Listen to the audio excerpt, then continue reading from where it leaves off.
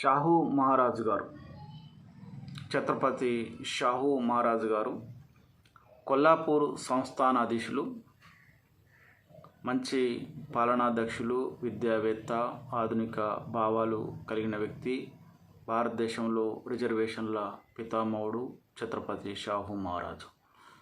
కొల్లాపూర్ సంస్థానాధీశులుగా వారు ఒక శూద్ర కులానికి చెందిన వారు ఒక సంస్థానానికి పాలనా అధిపతులుగా ఉండడం, ఆ పాలనా వ్యవస్థలో అనేక రకాల సంస్కరణలు ప్రవేశపెట్టి అమలు చేసి ఆధునిక భారతీయ సమాజానికి నిర్మాణానికి శ్రీకారం చుట్టిన వ్యక్తి షాహు మహారాజు గారు.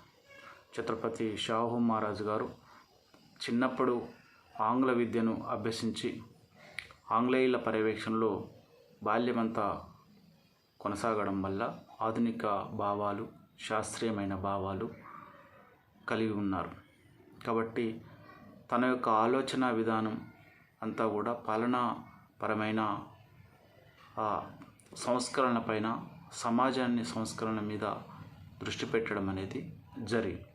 ఇక్కడ ఒక షాహు మహారాజు గారు పాలనా అధిపతిగా, పాలనా అధికారిగా తాను తన వ్యవస్థలో ఎన్నో రకాల సంస్కరణలు శ్రీకారం చుట్టారు. షాహు మహారాజు గారు తన చిన్నప్పుడే పాలనా పగ్గాలు చేపట్టడంతో తన సంస్థానంలో అన్ని రకాల ఉద్యోగాలను, ఆధ్యాత్మిక కార్యక్రమాలలోనూ, ఇటు పాలనా యంత్రాంగంలోనూ అన్ని రకాల వ్యవస్థలలో బ్రాహ్మణుల ఆధిపత్యాన్ని చాలా స్పష్టంగా గమనించడం జరిగింది. ఈ బ్రాహ్మణుల యొక్క ఆధిపత్యాన్ని తగ్గించాలన్న దృష్టితో తనకి ఒక ప్రైవేటు అధికారిని, కార్యదర్శిని నియామకం చేసుకోవడం కోసం వెనుకబడిన వర్గాల వారిని నియామకం చేసుకోవాలని భావించడం జరుగుతుంది. అప్పుడు వెనుకబడిన వర్గాల వాళ్ళు ఎవరు కూడా గ్రాడ్యుయేట్స్ పూర్తి చేసిన వాళ్ళు ఎవరు కూడా లేరు. అంటే బ్రాహ్మణేతరులు ఎవరు కూడా గ్రాడ్యుయేట్స్ పూర్తి చేసిన వాళ్ళు కొల్లాపూర్ సంస్థానంలో ఎవరు కనిపించలేదు. ఇక్కడ షాహు మహారాజు గారు అసలు సమస్య ఏంటిది అనేది గుర్తించడం జరిగింది. అసలు సమస్య అంతా కూడా వెనుకబడిన వర్గాలలో విద్య లేకపోవడం వల్లనే ఈ అసలు సమస్య కారణమని చెప్పేసి వెంటనే విద్యా వ్యాప్తి కోసం శ్రీకారం చుట్టారు. ప్రజలకి, వెనుకబడిన వర్గాల వారికి, నిమ్న వర్గాల వాళ్ళకి, మహిళలకి విద్యను అందించడం అనేది అత్యంత ఆవశ్యకమని చెప్పేసి భావించి విద్యా వ్యాప్తికి శ్రీకారం చుట్టారు. ప్రతి గ్రామంలో పాఠశాలను ఏర్పాటు చేశారు. అందులో ఉపాధ్యాయులను నియామకం చేశారు.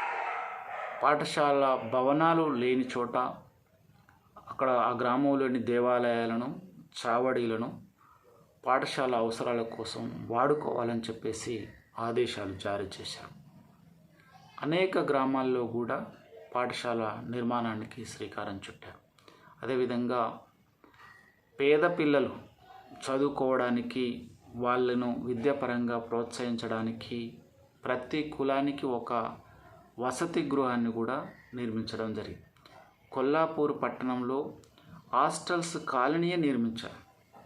ప్రతి కులానికి, అన్ని కులాల వారికి ప్రత్యేకంగా పాఠశాలలతో పాటు వసతి గృహాలు కూడా నిర్మించడం వల్ల వెనుకబడిన వర్గాల వాళ్ళు, అంటరాని కులాల వాళ్ళు విద్యను కొనసాగించడానికి సకల ఏర్పాట్లు చేయడం జరిగింది. అదేవిధంగా మహిళలకి, బాలికలు కూడా విద్యను కొనసాగించాలని చెప్పేసి బాలికల కోసం ప్రత్యేక పాఠశాలలు, అదేవిధంగా వారి కోసం వసతి గృహాలను కూడా ఏర్పాటు చేయడం జరిగింది. ఇక్కడ మనము విద్యా వ్యాప్తి, విద్య గురించి, విద్యాపరమైన ఏర్పాట్లు చేసి విద్యా వ్యాప్తి కోసం ఆయన కృషి చేయడాన్ని ప్రధానంగా మనకి షాహు మహారాజు పైన మహాత్మా జ్యోతిరావు పూలే ప్రభావమే కనిపిస్తుంది. ఏ విధంగా అయితే మహాత్మా జ్యోతిరావు పూలే విద్యా వ్యాప్తి కోసం కృషి చేశారో, విద్య ద్వారానే సమాజంలోని అనేక రకాల సమస్యలు పరిష్కరించబడతాయని చెప్పేసి ఏ విధంగా అయితే మహాత్మా జ్యోతిరావు పూలే విద్యా వ్యాప్తి కోసం కృషి చేయడం జరిగిందో అదేవిధంగా కొల్లాపూర్ సంస్థానాధీశులు షాహూ మహారాజు గారు కూడా విద్యా వ్యాప్తి కోసం నిరంతరం కృషి చేయడం జరిగింది. సత్యశోధక సమాజాన్ని ఆ మార్గదర్శకంలో సత్యశోధక సమాజానికి కావలసిన అన్ని రకాల సహాయ సహకారాలను కూడా షాహూ మహారాజు గారు అందించారు. ఇక్కడ షాహూ మహారాజు గారికి జ్యోతిరావు పూలేనే విద్యా విషయంలో సమాజాన్ని సంస్కరించే విషయంలో ఒక మార్గదర్శి అని చెప్పాలి. అదేవిధంగా షాహూ మహారాజు గారికి డాక్టర్ బిఆర్ అంబేద్కర్ గారికి మంచి సంబంధాలు కూడా ఉన్నాయి. అంబేద్కర్ గారిలో ఉన్న ప్రతిభను గుర్తించేసి ఆయనను ప్రోత్సహించి అంబేద్కర్ గారికి ఆర్థికపరమైన సహకారాన్ని అందించడం జరిగింది. అంబేద్కర్ గారు దళితుల కోసం హాస్టల్ నిర్మిస్తే అందుకు కావలసిన ఆర్థిక సహాయాన్ని కూడా షాహూ మహారాజు గారు అందించారు. అదేవిధంగా అంబేద్కర్ గారు పత్రికలు నడపడానికి మూక్ నాయక్ వంటి పత్రికలు నడిపించడానికి కావలసిన ఆర్థిక సహాయాన్ని కూడా షాహూ మహారాజు గారు అంబేద్కర్ గారికి అందించారు. అదేవిధంగా అంబేద్కర్ గారు వారు విదేశాలలో ఉన్నప్పుడు వాళ్ళ కుటుంబానికి కావలసిన అన్ని రకాల సహాయ సహకారాలను కూడా అందించడం జరిగింది. అంటే సమాజం కోసం ఎవరైతే సంస్కరిస్తున్నారో, సమాజ హితం కోసం ఎవరైతే కృషి చేస్తున్నారో వాళ్ళందరి ఆలోచన విధానాలను స్వీకరించి వాళ్ళతో సంబంధాలు పెట్టుకొని వాళ్ళ ఆశయాలను వాళ్ళ ఆలోచన విధానాన్ని ముందుకు తీసుకెళ్ళడానికి ఛత్రపతి షాహూ మహారాజు గారు నిరంతరం కృషి చేశారని చెప్పాలి. షాహూ మహారాజు గారు ఒక సంస్కరణవాది, ఒక సమాజ హితవాది, ఒక ఆధునిక సమాజాన్ని నిర్మించడానికి నిరంతరం పరితపించిన వ్యక్తి ఒక షాహూ మహారాజు గారు.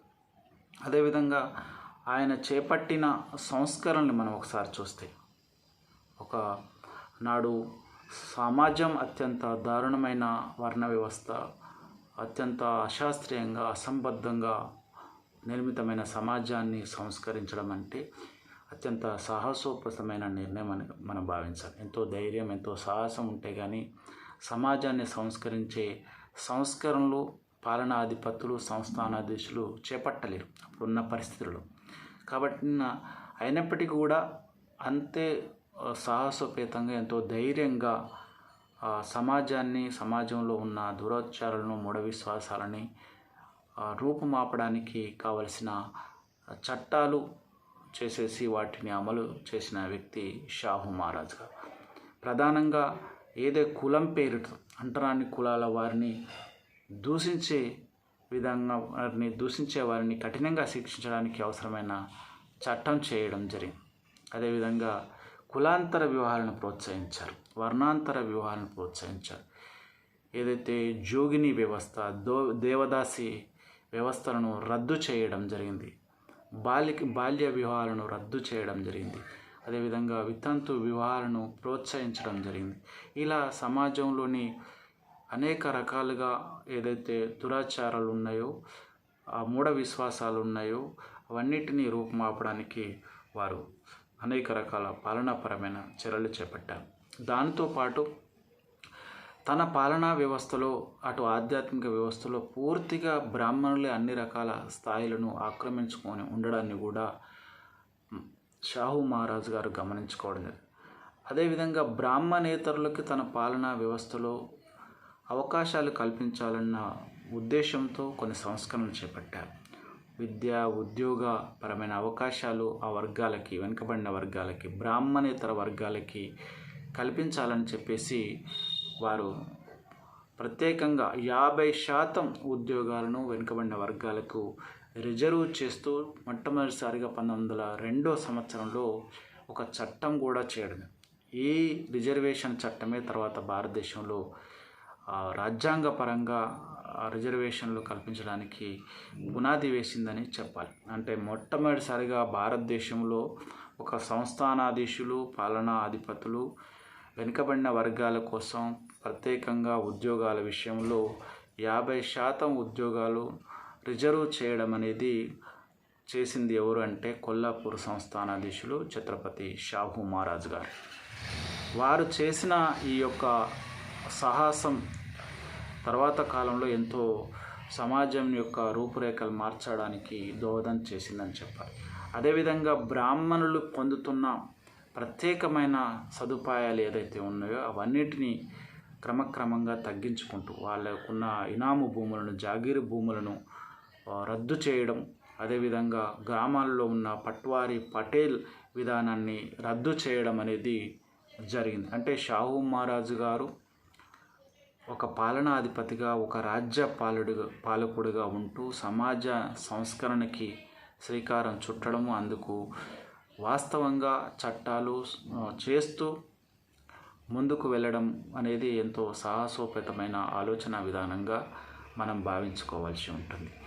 ఇంకా ఛత్రపతి షాహూ మహారాజు గారు ఒక సామాన్యమైన వ్యక్తిగా, ఒక శూద్ర కులానికి చెందిన సామాన్యమైన వ్యక్తిగా జీవితాన్ని గడుపుతూ ఆధునిక సమాజంలో పాలనాధిపతి చేయవలసిన, ఒక పాలనా అధికారి చేయవలసిన కార్యక్రమాల గురించి భవిష్యత్తు పాలకులకి గొప్ప సందేశాన్ని ఇచ్చిన వ్యక్తి షాహూ మహారాజ్ గారు. సమాజం సంస్కరించకుండా, సమాజాన్ని ఆధునికత వైపు ముందుకు తీసుకువెళ్లకుండా సమాజ అభివృద్ధి అనేది సాధ్యం కాదు అని చెప్పేసి 100 సంవత్సరాల క్రితమే దాన్ని విద్యా ఆవశ్యకత, సంఘ సంస్కరణల యొక్క ఆవశ్యకత, ఆధునిక శాస్త్రీయ విధానము, హేతుబద్ధమైన ఆలోచన విధానం గురించి ఆలోచన చేసి ఒక ఆధునిక సమాజాన్ని నిర్మాణానికి శ్రీకారం చుట్టిన పాలనా అధిపతి ఛత్రపతి షాహూ మహారాజ్ అని చెప్పాలి.